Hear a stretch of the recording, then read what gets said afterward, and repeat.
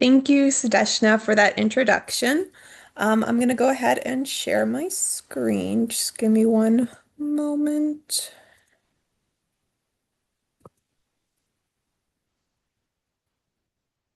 All right.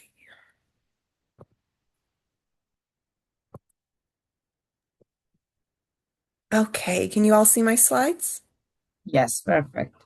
Okay, great. Good afternoon, everyone. As Sudeshna said, my name is Kristen. I am one of the clinical research, quality assurance, and education specialists for the clinical trials office at the Cancer Center. And today I'm going to be discussing how to prepare for an audit. So, what is an audit? By definition, an audit is a systematic and independent examination of trial-related activities and records that's used to determine whether the evaluated trial-related activities were conducted and if the data that was recorded, analyzed, and accurately reported according to the protocol, standard operating procedures, good clinical practice, and applicable regulatory guidelines. Audits are supposed to be educative and consultative. They're not focused on finding fault. Rather, they're focused on providing opportunities for education and continuous improvement. In order to conduct a proper audit, the auditor should be independent of the clinical trial and processes that are going to be audited, and they should also be qualified by their training and experiences. There are various types of audits. An audit can be routine or for cause.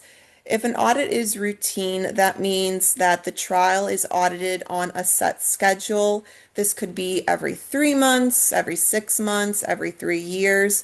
It all depends, but it's typically determined by a risk assessment. So the more risk that a study has, the more frequent the auditing typically is. For-cause audits are more in-depth and they're used to investigate a root of a problem, and these can be triggered by various things such as serious adverse events, or if there's a high number of protocol deviations, complaints, or if there's suspected misconduct. Audits can also be internal or external. Internal audits are completed within a department or an organization, such as a university, whereas external audits are completed by an outside sponsor, such as an industry trial. Audits can be conducted remotely or on site, and some common components of an audit include regulatory, subject case, and pharmacy. Today, we're going to be discussing regulatory and subject case components. So, for regulatory, these are commonly reviewed items during a regulatory audit. It's not an all-inclusive list, but these items are called essential documents. And they include various items such as investigators' brochures, package inserts or device manuals, sample case report forms, IRB approved subject-facing documents. So these are your consent forms that the patient sign, any diaries, questionnaires, or recruitment ads, investigational new drug status and compliance, IRB approvals and submissions, such as your protocols, amendments, and continuing reviews, serious adverse event and deviation reporting, signed investigator forms, such as your FDA Form 1572s, your investigator agreements, financial disclosures, monitoring reports, study personnel qualifications, training records, and certifications like your CVs, licenses, protocol and city training or IATA training, normal lab ranges, equipment maintenance and calibration logs, and accreditations such as your CLIA accreditations, as well as correspondence between site staff and sponsor.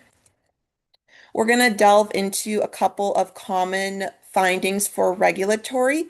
The first one involving a delegation of authority or DOA. So this could be that staff are completing tasks that they are not delegated or qualified to perform, or that the start and end dates of when they were completing those tasks are not documented. So these are a few tools that our regulatory coordinators at CTO use in order to track who can complete which task on a study. To the left is a delegation of authority log template. So this template will list the study site personnel as well as what their role is and when they are completing this role. And there is also a key that lists various tasks, such as obtaining informed consent or vitals or signing off on drug.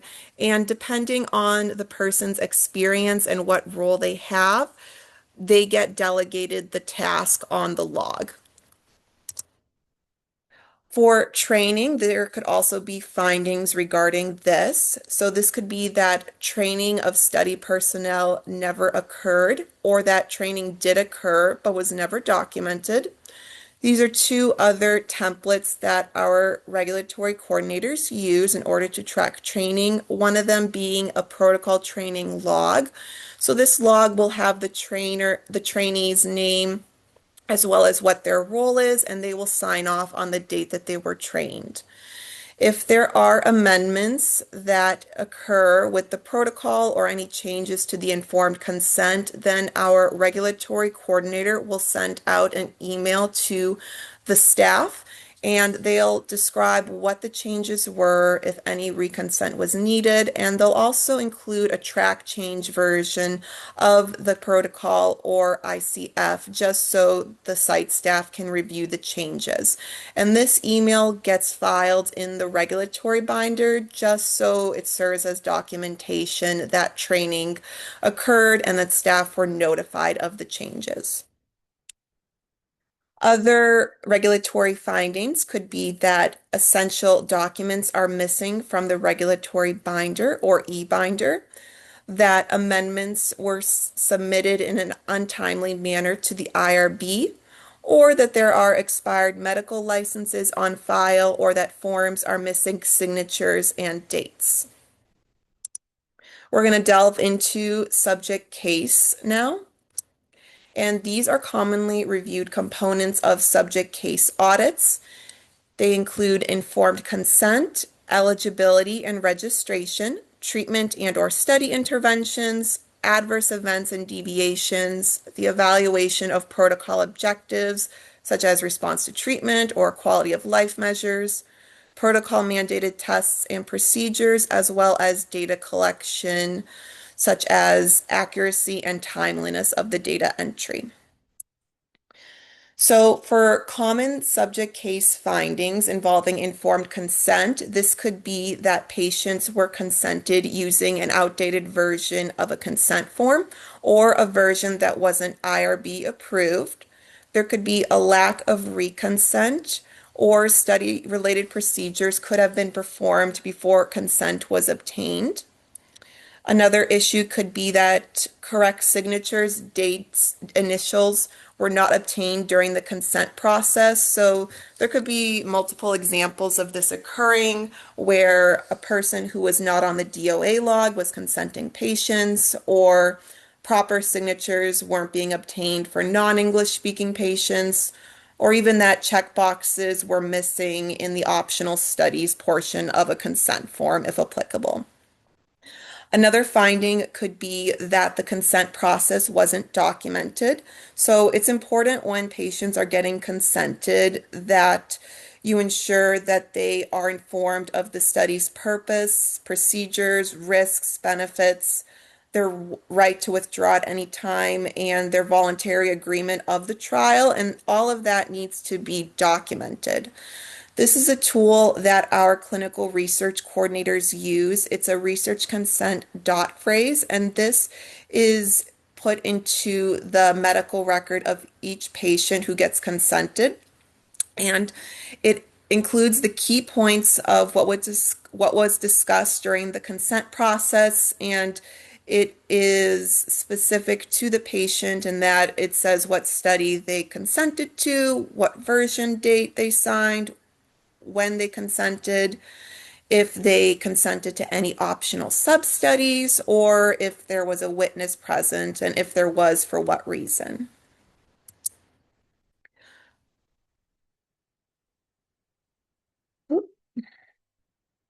Okay. The next finding could involve eligibility. So this could be that an older version of inclusion and exclusion criteria was used to determine eligibility, or that there is no source documentation to confirm that the patient met the eligibility criteria. It could also be that a participant was enrolled without meeting the criteria and without having the proper protocol exception granted by the IRB or sponsor. This is another dot phrase that our coordinators use when a patient is enrolled, and it explains that the eligibility was confirmed by the coordinator as well as the investigator, what study the patient was registered to and when, as well as what their subject ID is, when they're projected to start their treatment, and if they were randomized to any arm and what that arm is. So that gets entered into the patient's Epic chart as well once they get registered.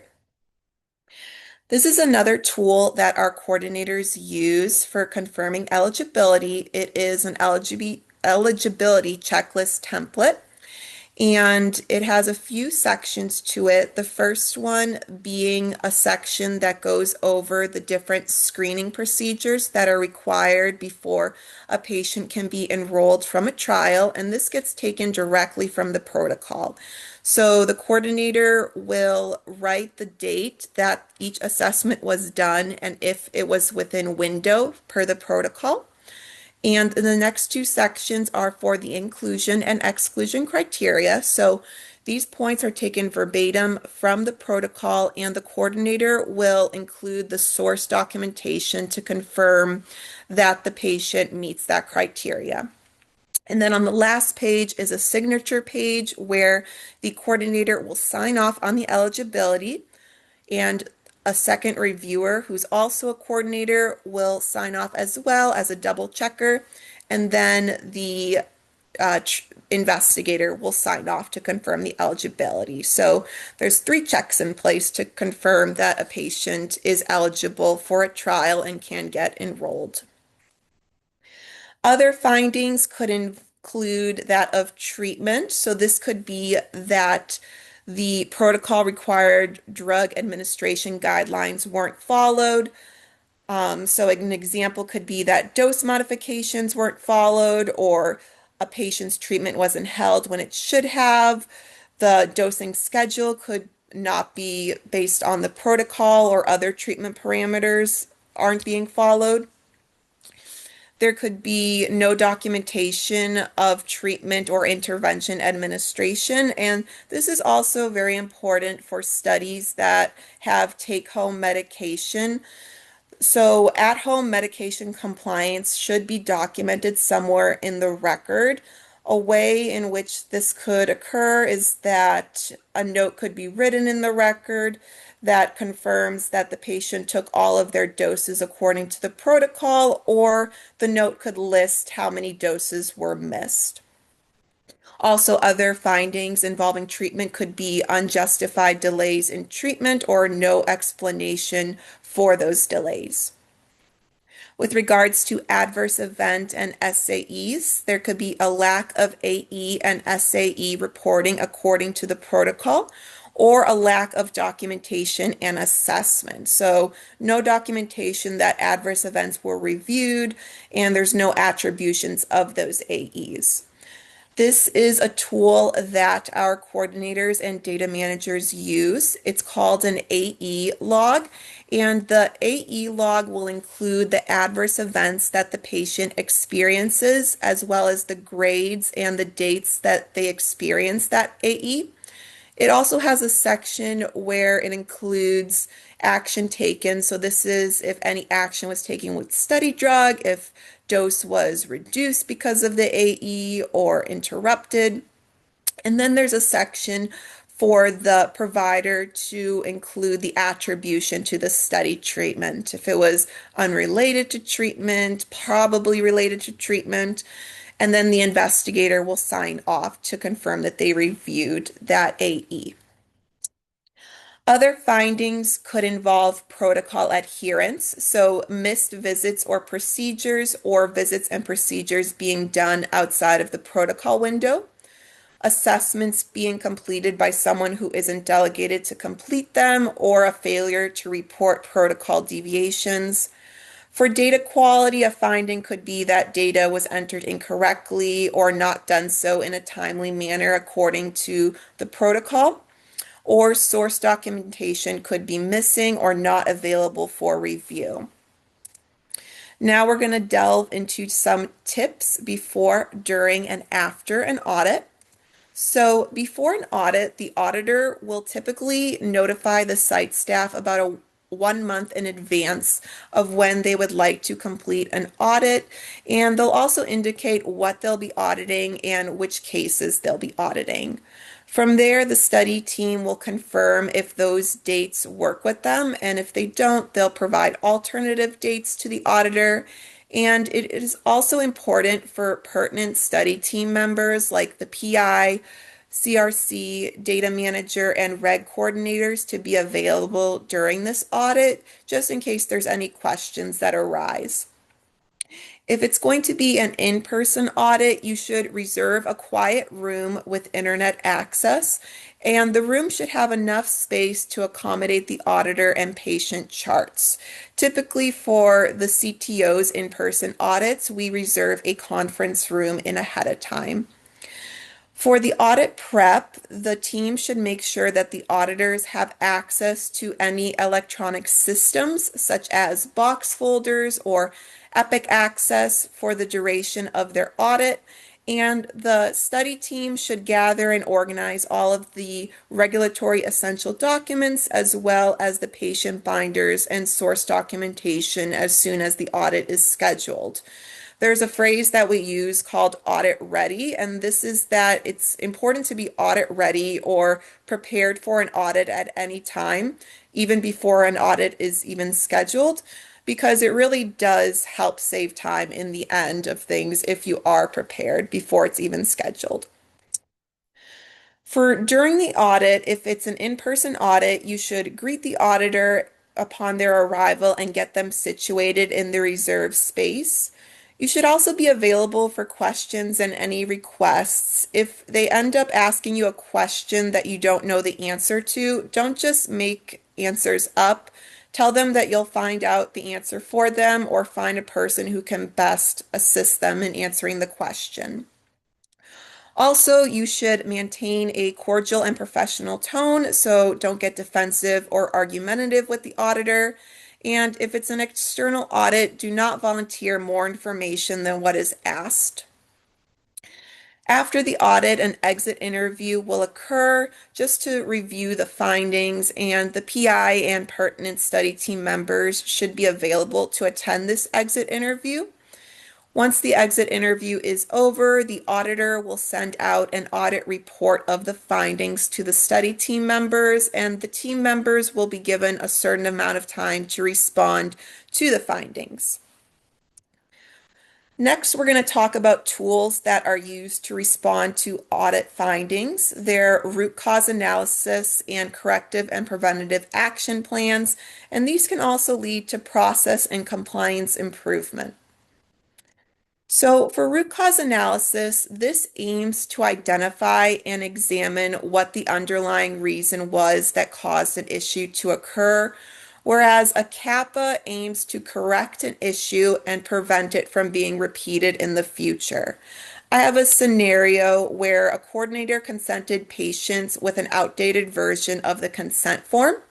So a root cause analysis was done in order to identify and examine why this happened.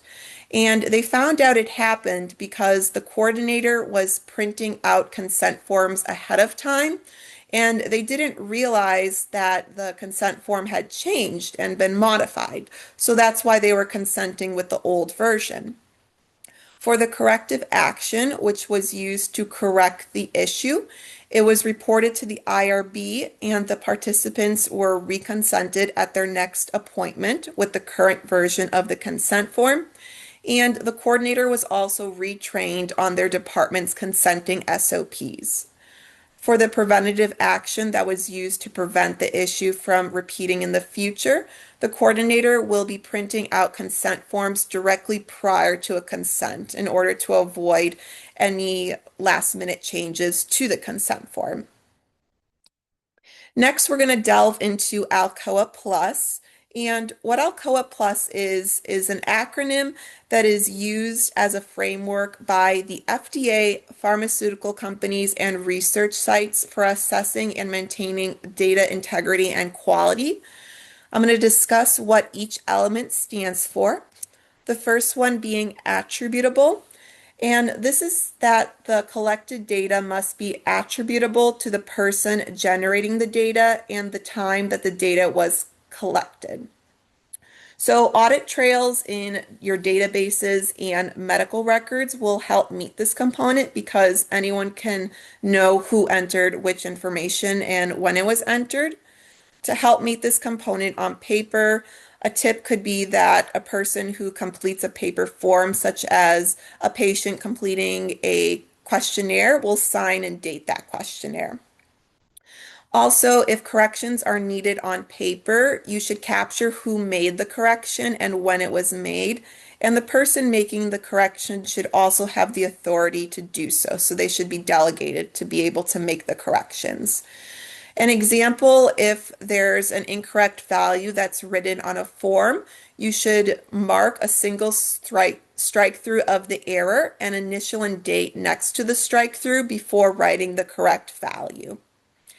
For legible, this is that all data recorded should be legible and permanent. So consent should be done in pen, questionnaires should be done in pen. And it's also good to ensure that any paper forms have a consistent format just so it's easily readable. Also, it's important to be legible when you're writing numbered data on forms, such as dates and times. And if a correction is made on a paper form, the strike through should be readable. So you still want to be able to see what the error was. You shouldn't scribble out the error completely. For contemporaneous, this is that data should be recorded at the time that the event happens. You shouldn't be predating or backdating paper forms, and the more prompt the data entry, the better the data quality. For original, the source data should be original and the earliest record of the data should be available. So if a study team member is filing scanned versions of patient completed questionnaires or consent forms into the patient binder, that wouldn't be original. You would need the wet ink version and not a copy. Also, data should be accurate, so it should be true and not manipulated or have any errors. If there is an error that's been identified, then it should be corrected. The plus is fairly new to Alcoa Plus, and it means complete, consistent, enduring, and available. So for complete, this is that data should be retained and not just what supports the study's outcome. Consistent is that data should follow a set sequence and have no gaps. Data should also be accessible and protected, and data records should be available for review.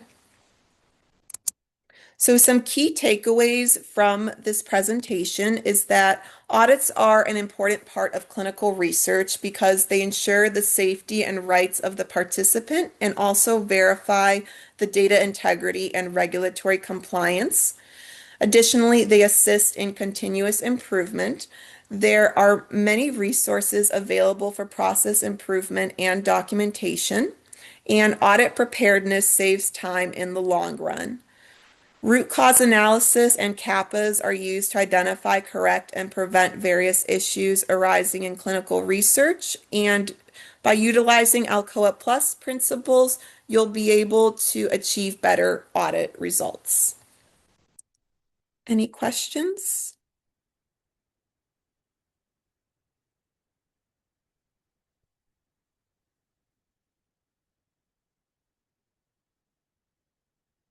Nope.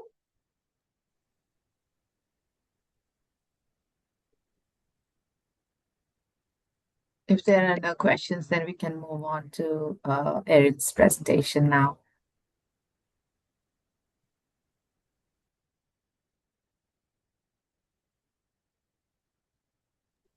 Okay, great. Thank you all. Let me just share my slides.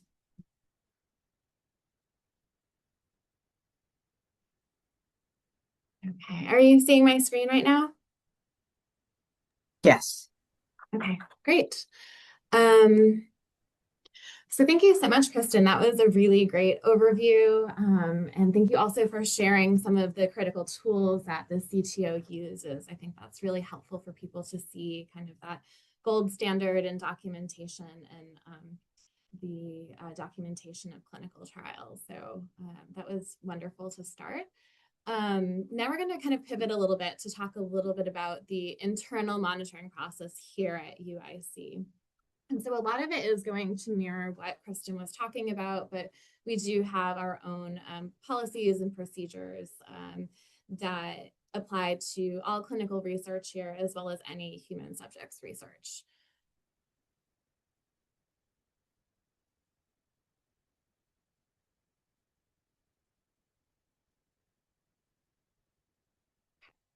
So our office is the Clinical and Human Subjects Research Compliance Unit within the Office of the Vice Chancellor.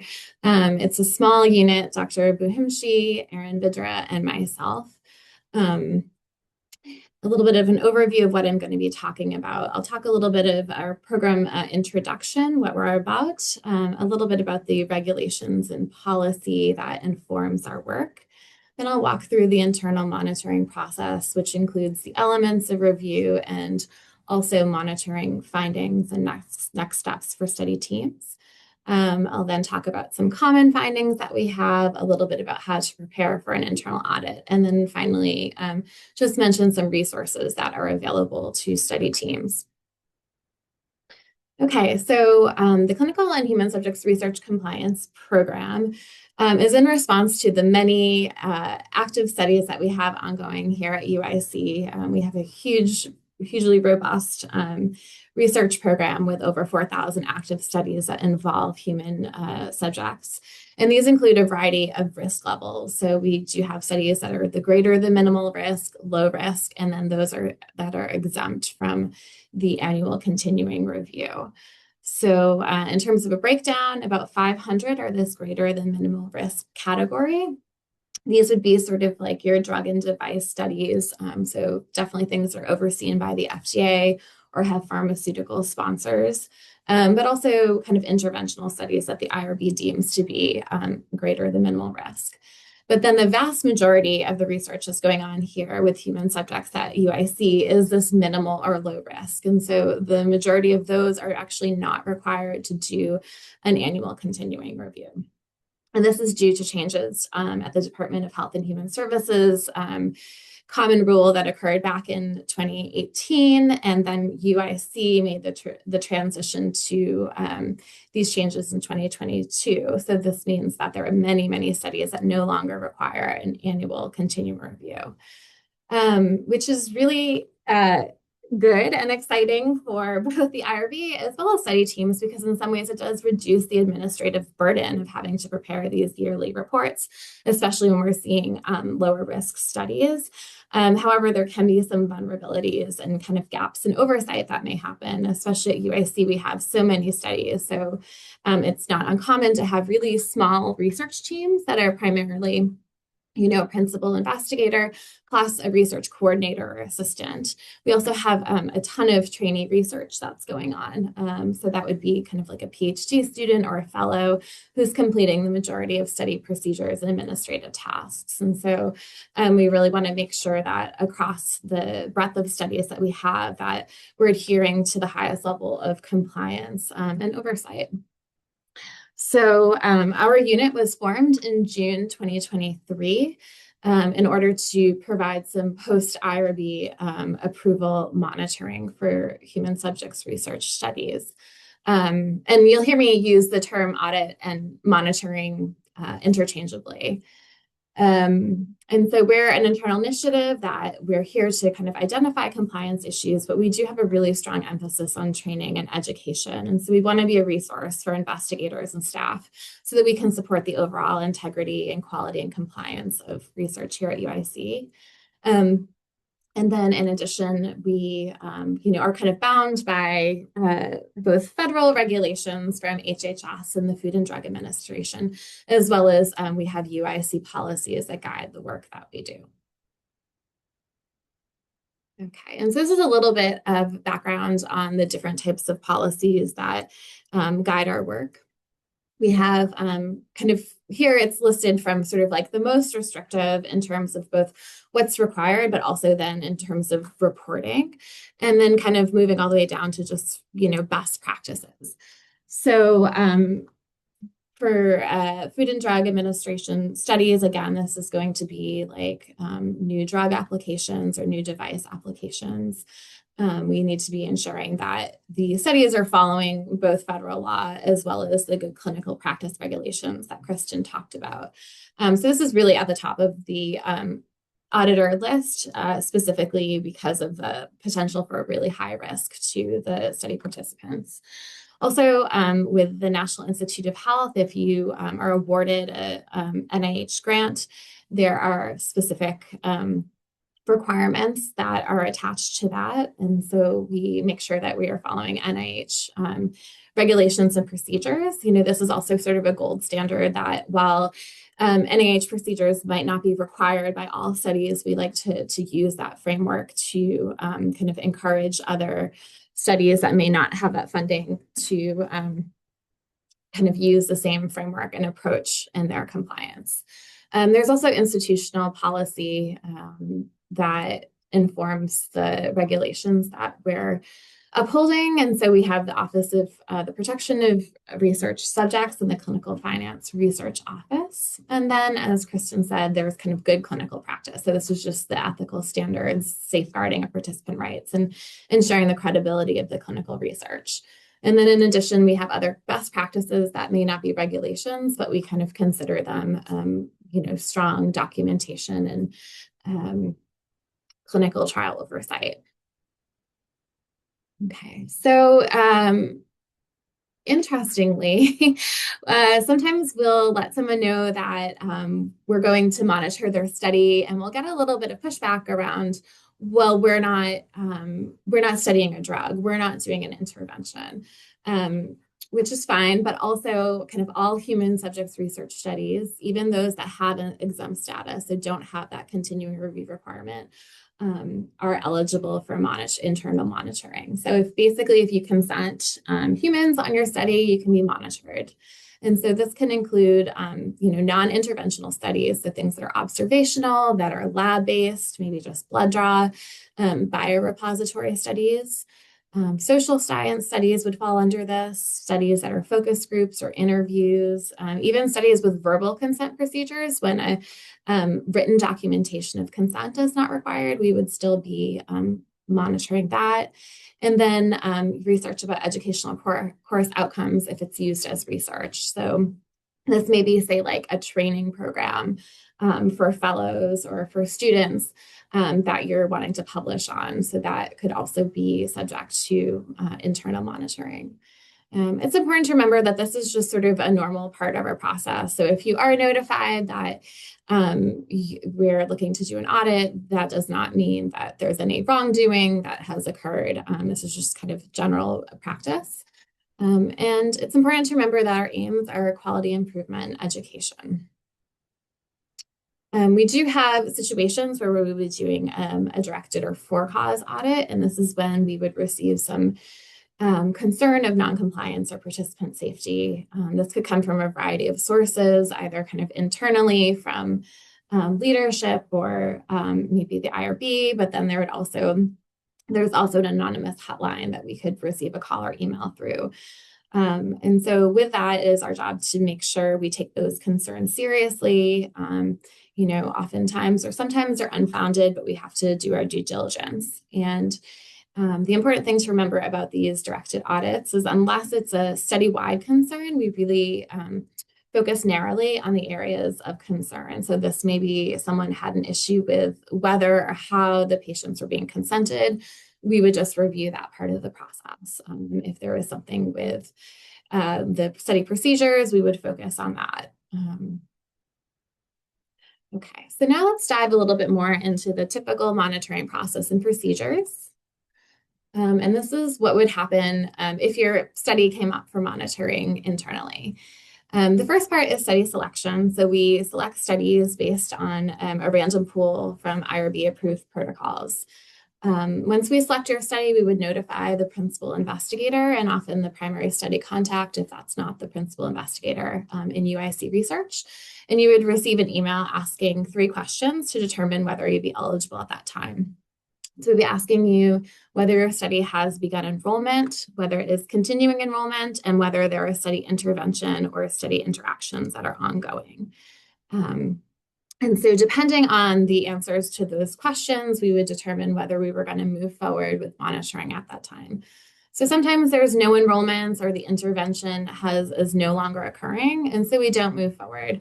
If there's no enrollments, say it's a developmental protocol and they haven't started the study yet, often we would just say we won't be moving forward at this time, but we'll check back with you in a few months to see if that has begun. If the answer to those 3 questions are yes, we would then move ahead with the study monitoring.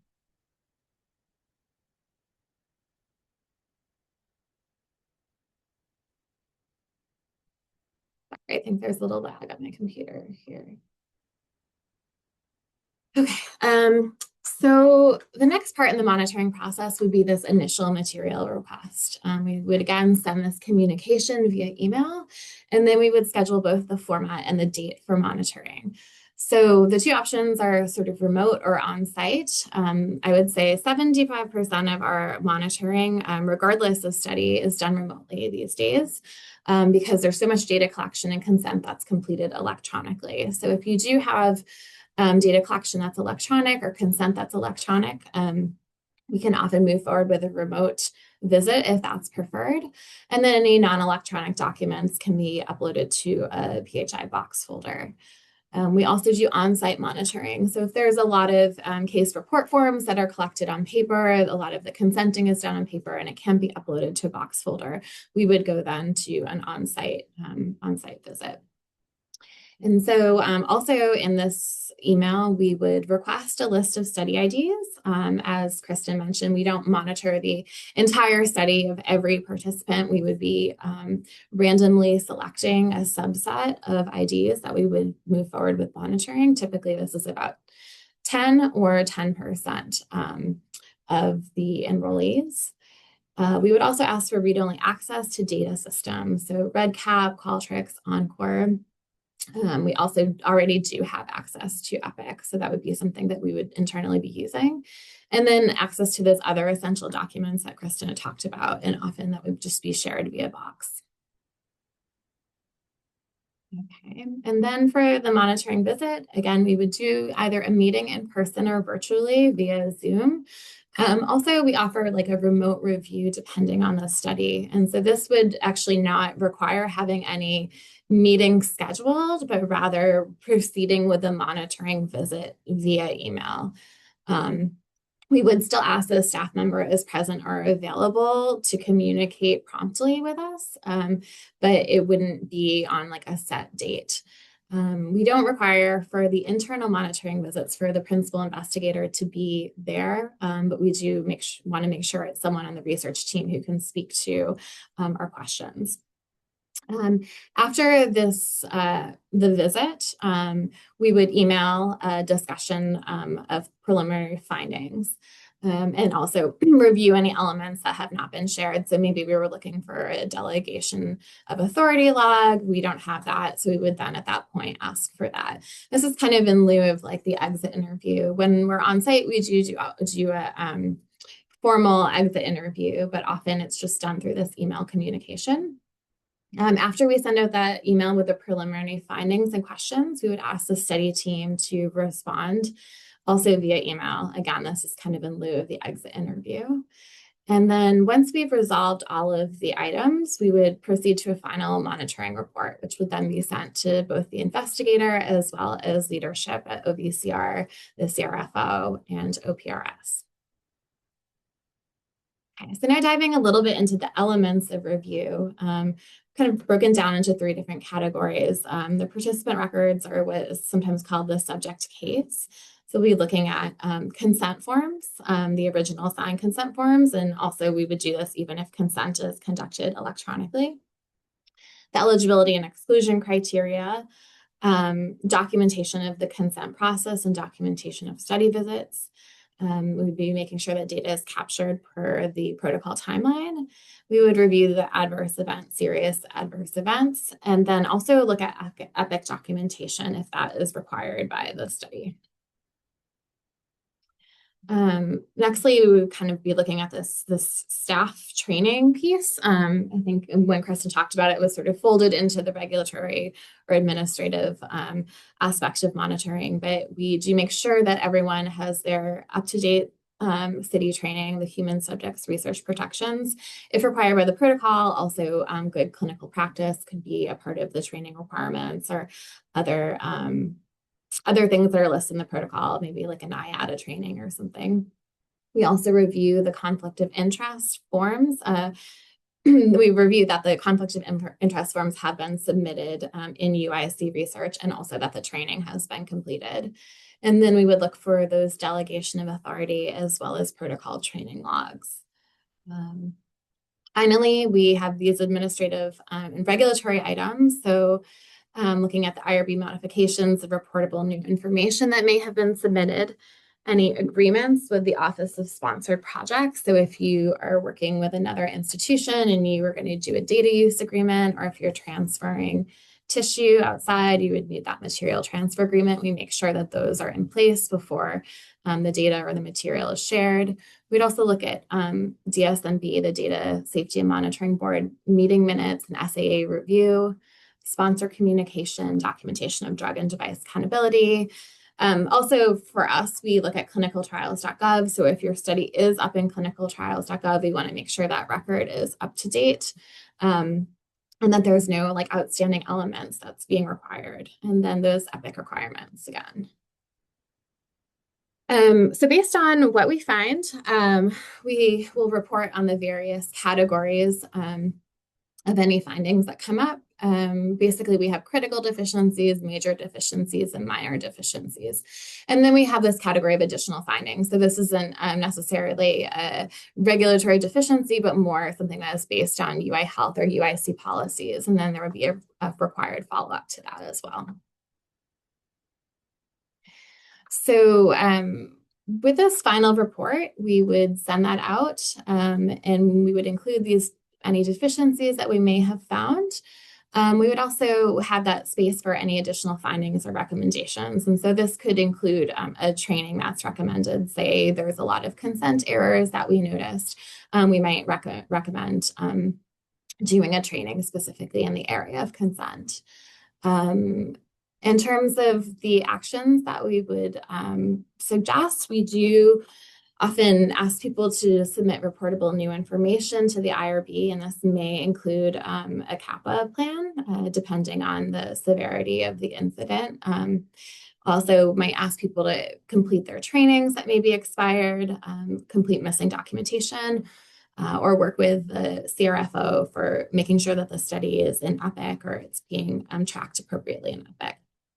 And then in terms of monitoring, we do sometimes monitor the same study if we do have significant findings. We want to make sure that the team has remedied some of the issues we've seen, but that's not very common. So I kind of wanted to spend some time talking about these common monitoring findings that we see across studies. Some of them Kristen has already mentioned. So in terms of participant level monitoring findings, definitely kind of issues with consent is very common. We would see like an incomplete or incorrect consent. So this could mean the dates are incorrect or not matching. Maybe the signatures are in the wrong place. Those additional questions or consent to other studies or consent for a tissue collection which are typically initialed and dated. Maybe those have not been completed. Not using the current stamped version of the consent form. Also issues with e-consent completion and documentation. If you are using e-consent through REDCap or other means, making sure that you can kind of produce that original version of a consent form. So you're still required, if the IRB has outlined this, to be collecting the participant signature, the participant name, the participant date. And so we really do need to see that those fields are being tracked and stored. We often see incomplete consent procedures with non-English speakers. There's specific regulations that the UIC IRB has relating to consenting non-English speakers. We sometimes see missing documentation of eligibility. Lots of instances where maybe GCP error correction is not used. So if someone is completing a form or a participant is completing a form and they're kind of made an error and they're just blacking it out instead of doing that single line through initialing and dating before correcting. Also, the reporting of AEs and SAEs or unanticipated problems may not be reported. Sometimes study activities are not tracked and recorded. This is something we're much less likely to see in clinical research, but can be quite common in sort of like maybe social science. So maybe you're doing a study that's looking at doing focus groups. And so the main parts of the study are a consent and then focus group participation. Sometimes there's no kind of like tracker around when the participants are completing their study activities. So being able to confirm the date that this person was consented, and then what was the date that they participated in the focus group, and then as well as compensation. So maybe you're giving them a gift card. Is that tracked appropriately? And then finally, source documentation not matching the research record. This is kind of what Kristen was talking about in the Alcoa Plus. And then in terms of training, we do see out-of-date human subjects city protection training. And so the requirement by the IRB is a renewal every 3 years. So making sure your team is up to date on that. From a regulatory perspective, making sure that the study is built in Epic if that's required, that the patients are linked to the study, and that documentation of the study visits is in that medical record. We also sometimes see the missing study documents are not complete, the delegation of task log or a training log. And then sometimes data and safety monitoring board is not meeting or not reviewing as outlined in the study protocol. So if you submitted a grant and you said you're going to have a DSMB and then it kind of turned out the funder wasn't requiring it, that needs to be updated in the study protocol, and the IRB needs to be notified of that. So as Kristen mentioned, here are some ways that we recommend preparing for this internal audit. So number one, reviewing your protocol to make sure you're following and completing procedures as described. Also review the email that we send out regarding the study documents and documentation, and you want to check those for completeness and availability for us to review. Prepare any questions that you may have for us. Maybe you recognize that something wasn't quite going according to plan or according to the protocol. We're here to help answer those questions as well and make that a part of the monitoring process. And then make sure you're available to respond promptly to any actions that we request after the audit. And so some questions to ask yourself: is the study team consistently working with the most recent protocol, consent, and study documents? Are all of the key personnel performing research activities? Are they on the IRB protocol, and are they up to date with their trainings? Do you have any AEs or SAEs or anticipated problems that have occurred during the course of the study that need reporting? And then are your documents and your data maintained as outlined in the protocol? And so this can sometimes happen if you had an intention at the outset to be collecting things on paper, but then you decided you wanted to be collecting them electronically, or instead of using Box, you wanted to use some other, filing system. This is all something that needs to be followed to a T and reported to the IRB if there are changes that you want to make. Okay, so now moving on to the monitoring preparation resources that we have internally. We have two things I want to highlight. One is a voluntary monitoring program. So say you get notified of an external audit that you weren't expecting, or you were expecting, but you just feel like your research team might need an additional person to look things over.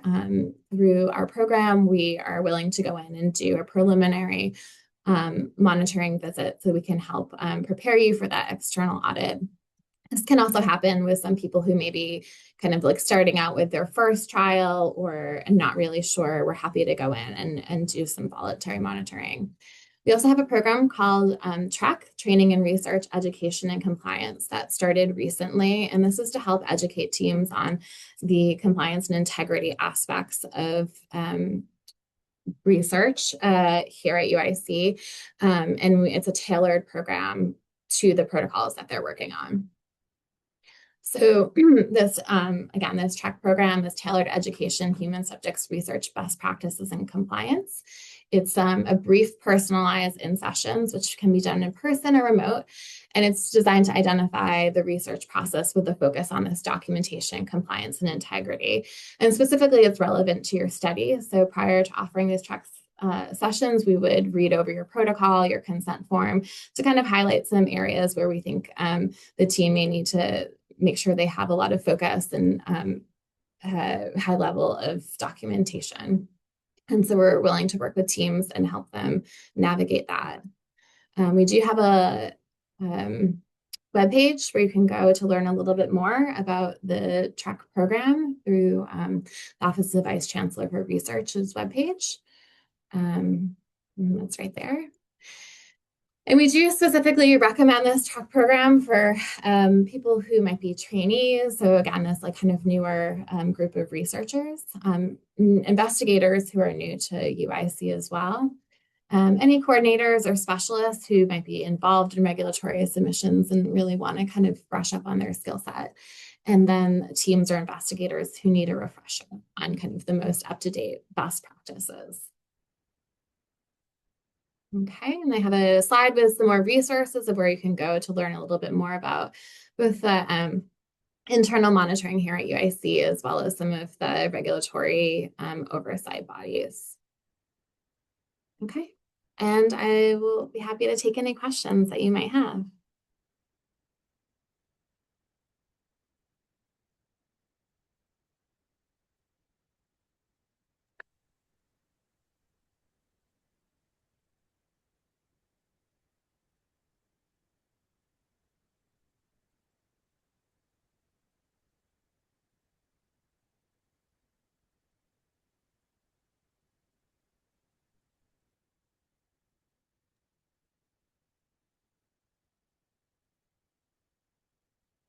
Okay, if